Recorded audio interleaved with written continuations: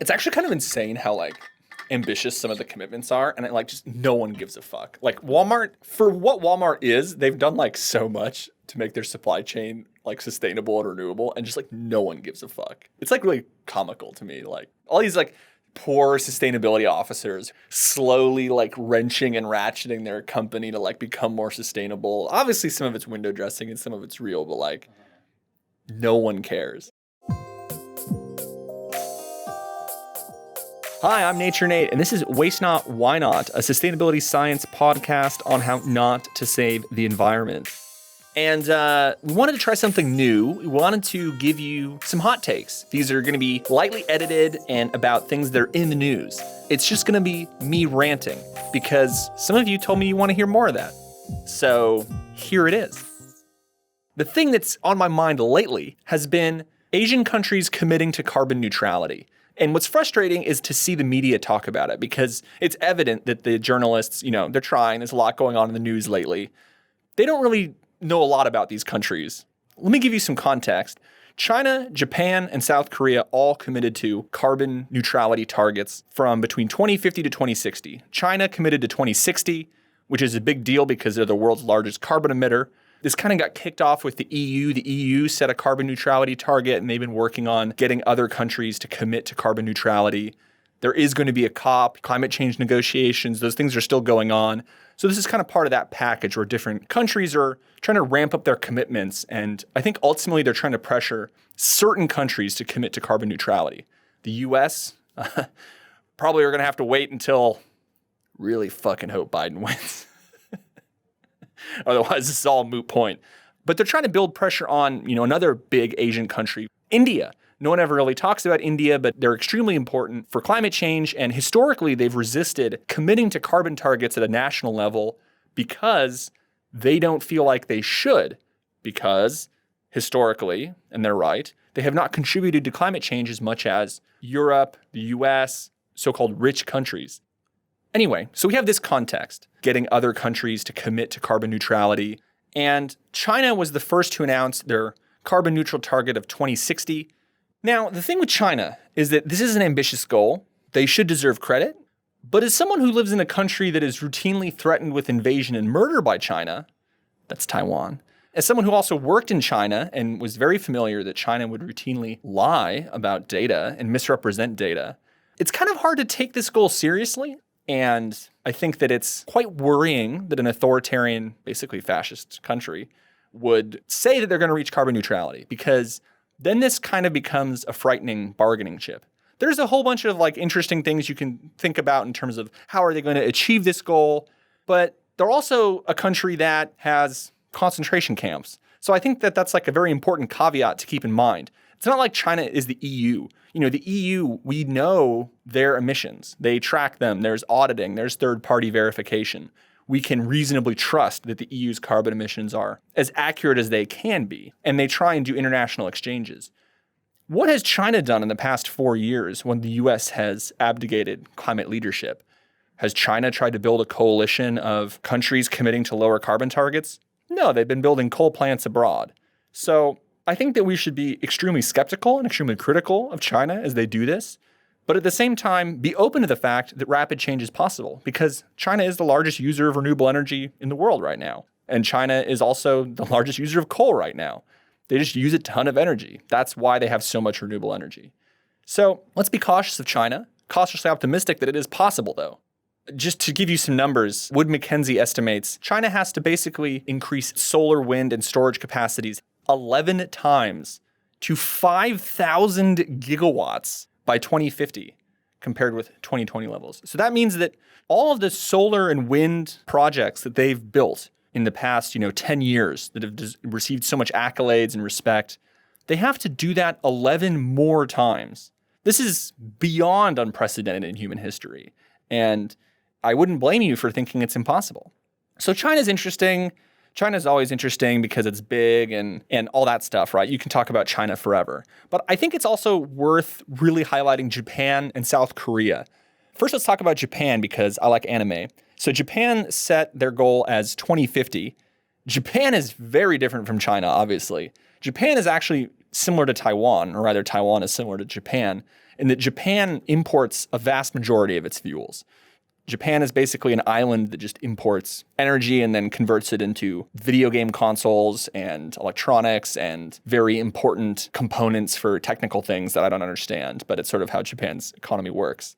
And Japan actually, after Fukushima, went on a crazy renewable energy building binge, and they had quite high feed-in tariffs to develop solar and wind. Japan has a very large offshore wind potential because it's a generally good area for offshore wind. And Japan is an island, so there aren't a lot of other options. Japan's also said they've limited some of their nuclear. And frankly, just because of the freeze that's come from Fukushima, it seems sort of unlikely that Japan is going to be able to quickly build nuclear at the scale necessary to meet its carbon goals. So they're going to rely on carbon capture and utilization, is what the government said. And they're still going to use coal-fired generation until 2030. And they're also really banking on hydrogen. Now, hydrogen fuel goes in hydrogen fuel cells is something really popular in Japan because Japan's automakers, like Toyota, Mitsubishi, want to use hydrogen as a way to replace gasoline, which makes sense because if you don't have a lot of energy sources, period, you want to look into other ways you can create storable fuels. But I don't think Japan's been commercially successful in creating a fully scalable hydrogen build-out. So Japan's plans are interesting, and also Japan, like Europe, well, Japan will kind of obscure some of their negative environmental externalities, but we can be reasonably sure that if Japan commits to do something, they're going to actually do it because that's just sort of the way Japan is culturally and also on the international relations level. So I think Japan is really interesting. Also because if you look at where Japan is now, they have no real infrastructure to achieve this goal. Their renewable energy has lagged under Abe, period. And compared to Taiwan, they actually don't have as robust a green energy purchasing environment. So it's quite difficult for corporates to sponsor or invest in renewable energy compared with Taiwan. So we'll see. And some activists have criticized Japan's plan for not taking into account the large amount of coal that goes into their energy sector. Coal powered 33% of Japan's electricity as recently as 2015. And Japan has 30 new coal plants that are being planned or constructed at this stage. So if you're building coal plants now, you're going to use them for at least 20 to 30 years. So it's going to be quite difficult for Japan to reach its carbon neutrality goal. Remember, with carbon neutrality, it's not like you just have coal and you just do nothing until 2049, and then in 2050, you just magically become carbon neutral. You have to be working at this continuously. And also, now I feel old, 2050 is not that far away. 2050 is only 30 years away. So if I live my entire life again, oh God, if I live my entire life again, I'm gonna have to be carbon neutral by then. That's hard. Another really interesting country is Korea. And I don't think environmental people don't talk about Asia, period. But environmental people don't talk about Korea enough.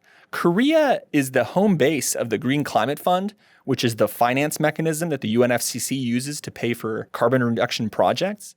That's based in Korea. Korea finances it a great deal. Korea has also pledged to make their own Green New Deal, and they're going to be spending 8 trillion won, which is around $7 billion US, on a Green New Deal. Korea is in a similar position to Japan, where coal makes up 40% of South Korea's electricity mix, and they have one of the highest per capita carbon emissions in the region. Korea is also the furthest behind in terms of renewable energy, and they have major manufacturing and electricity usages, like Samsung, LG. So Korea spends a lot on climate change, and it seems like recently they've started to really take it seriously. And the good thing about renewable energy is that it's a solvable problem. If we just dump enough money into something, we can do it. It's not the same as getting rid of plastic. We don't have a way to just spend enough money and stop using plastic. We don't have a way to just spend enough money and stop harming endangered species. We can actually just spend enough money and get renewable energy, though. And to that end, get off coal. There are certain industrial processes where this is not the case yet, but I think that this is a really strong signal we're seeing from Korea, where they're just putting all this money in. So if you look at China, Japan, and Korea, China obviously, yes, is putting in billions and billions and billions of dollars into it and is taking it seriously. But it's China. Can we really take them seriously? And there's so many other contentious political issues, like their conflict with India, their conflict with Taiwan, their conflict with Hong Kong, their conflict with Xinjiang, that it's kind of confuses that. South Korea, though, is relatively nice. Everybody likes South Korea. Well, not in this region, but generally people seem to have positive opinions of South Korea. K-pop has done very well, and it's possible that K-pop will in the future be powered by renewable energy. Japan has less clear plans. So if I had to pick like a winner out of these three countries, it seems like Korea is putting the money into it and seems like they're taking it the most seriously, but they have the most progress to make. China has made maybe the most progress, but it's hard to tell if they're real or not. And Japan is kind of in the middle, where they've put a lot of progress into renewable energy and carbon neutrality in the past, but recently they've kind of fallen behind. Maybe with this new president, they will take it more seriously again. Prime Minister. He's not the president, he's the Prime Minister. The Prime Minister of Malaysia. Okay. I need to watch Zoolander again. And I think that the last piece of the puzzle here, well, obviously, I'm based in Taiwan. And so I think about what's Taiwan going to do? Taiwan is not committed to carbon neutrality. But recently, TSMC, Taiwan Semiconductor Manufacturer, the extremely important company that is making 5G chips and is basically responsible for your iPhone and is responsible for many of Apple's products, TSMC has committed to use 100% renewable electricity. And TSMC makes up 5% of Taiwan's power. So Taiwan is interesting also in that Taiwan looks to Japan and Korea when designing policies frequently. If we look at recycling, first Japan created really robust recycling policies, then Korea, then Taiwan. If we follow the same logic, first Japan committed to carbon neutrality, then Korea, Taiwan will probably commit to carbon neutrality in some way, right? Well, that's what I would hope anyway. Taiwan is not necessarily as significant in the global stage as Japan and Korea. Sure, I'll admit that if you force me to. But Taiwan is extremely important for large brands' supply chains and manufacturing. And that's the other thread that I want to thread into this carbon neutrality discussion, is that this doesn't happen in a vacuum. The private sector is involved. Apple, Walmart, even medium-sized companies or medium gigantic-sized companies like Lululemon are committing to reduce carbon emissions in their supply chains. And when you're a large brand, your supply chain is probably significantly in Asia. There's almost, I can't think of a single company that has a significant supply chain outside of Asia. If you look at Apple, there are 40 companies that make the iPhone in Taiwan. Think about Foxconn, also supplies Apple in China. Then you think about all the major brands like Walmart, Target, where you buy stuff, Amazon. The stuff is coming from Asia. When those big brands commit to science-based targets, when they commit to reducing their carbon emissions in their scope 3, which is their supply chain, that means that Asia then has to supply more renewable energy and that Asia is going to have to become carbon neutral. So there's definitely a link going on here where businesses, whom I talk to for my job, see that the writing is on the wall and that manufacturers are going to have to start sourcing renewable electricity in order to remain competitive economically. So these two things are existing in parallel. And I think number one, people don't talk about Asia enough when it comes to environmental topics, even though sort of like Asia, broadly speaking, is the majority of the world's population. It's going to be the majority of the world's carbon emissions, and it's going to be the majority of the world's economic growth into the next 20, 30 years. And the last thing is that coal is evil. If you think about all of these countries, their main challenge to reaching carbon neutrality is coal. China, coal, Japan, coal, Korea, coal, Taiwan, coal, India, coal. All these countries use tons and tons of coal.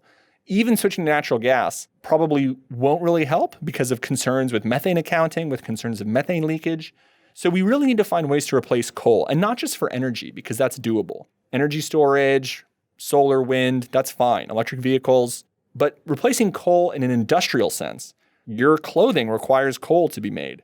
Your alcohol, your ethanol is made by burning coal. Coal is used in so many different industrial processes. Coal is required in the creation of steel unless they use an electric arc furnace. So to the extent that we can find a way to end coal use, we can find a way for Asia and by extension the world to reach carbon neutrality and avoid catastrophic climate emissions. Oh, and by the way, we'll also be saving literally millions of lives and tons of animals, because we won't be mining coal, doing mountaintop removal. There won't be air pollution. There won't be acid rain because we'll be getting rid of coal, which is just so absolutely toxic.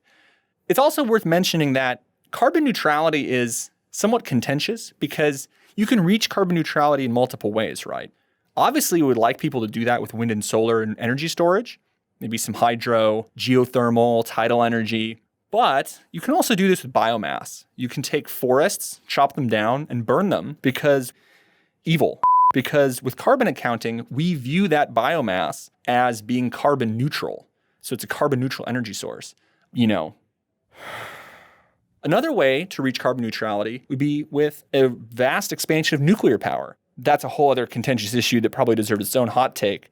So carbon neutrality is not by itself the end goal. It is good. It's sort of like the minimum. We need this. Okay, and now the interesting thing becomes, how are we going to reach carbon neutrality? That's my hot take. Like and subscribe. I'm Nature Nate, and this has been the Waste Not, Why Not podcast, recorded at Future Ward, a co-working space in Taipei, Taiwan. Do you have questions for us? Tweet them at us. We are on Waste Not Pod on Twitter, and our DMs are open. Give us a good rating to let us know you really care. This has been a Ghost Style Media production. This episode was produced by Yu-Chen Lai and myself, Nature Nate. Our executive producer is Emily Y. Wu, edited by Yu-Chen Lai. Thanks for listening. Bye-bye. What should we call these? Should we call these something else? Or no, just like another episode? Maybe we name it if people like it, like it's like a kid, you know? You don't name it until you're sure it's not right. Because you don't want to name it and then kill it. It's like a pet, you know?